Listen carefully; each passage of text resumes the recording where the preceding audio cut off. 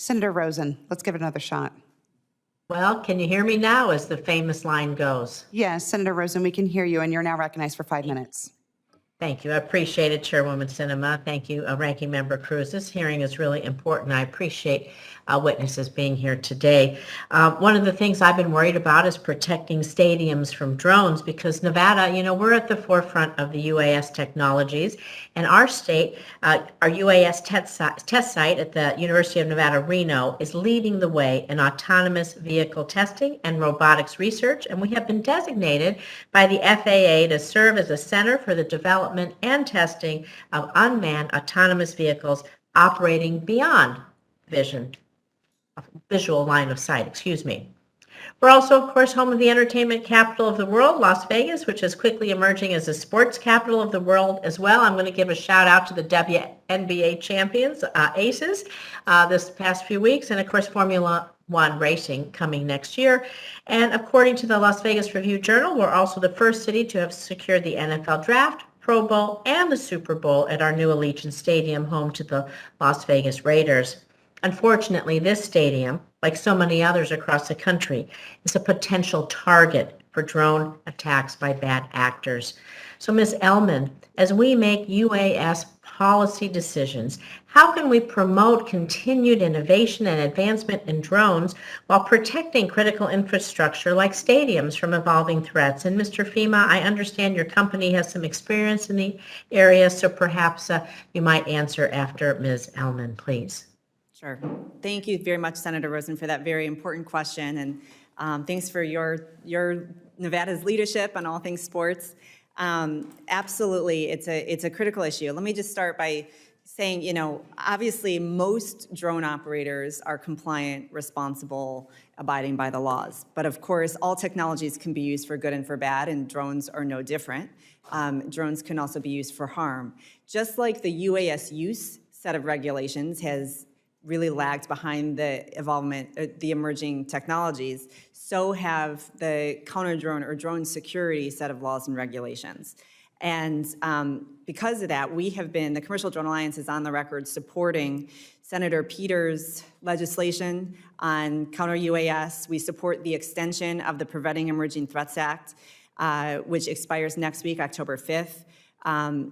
It would also enhance detection authorities. It would also set up a limited counter-UAS pilot program with strong federal oversight and training.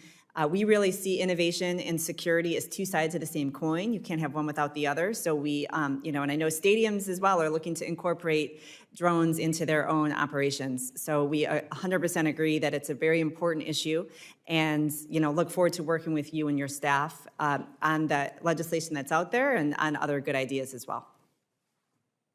And Mr. Ellman, if you quickly answer, then I have some other questions on drones and infrastructure to go back to both of you as well. Great, thank you. And I think to add to my colleague Lisa's answers, I think that in the world of drones, all drones are identified, whether it is remote ID or other technologies like that make them conspicuous. So I think that is very important to do. Most cybersecurity issues always fall down into the areas of either technology or the people using the technology. On the technology side, we need to ensure that drones, the cybersecurity is built into the technology that goes onto the drones, much as what we do when we build cybersecurity and everything into the avionics systems and others that we make for larger aircraft. I think that those principles have to continue all the way through. Thank you.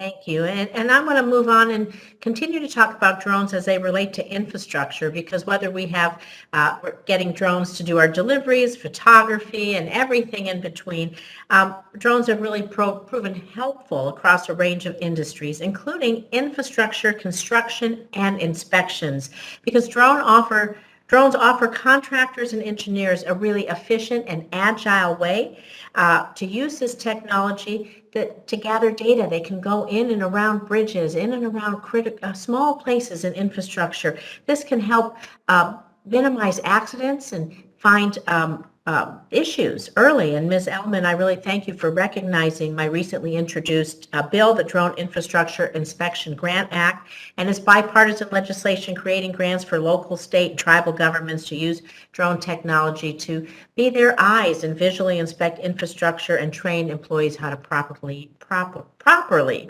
use them. So we've invested significantly with the bipartisan infrastructure law to repair and update our nation's infrastructure. So Ms. Ellman and then Colonel Lux, with the backlog of inspections, we know drones can speed up the process.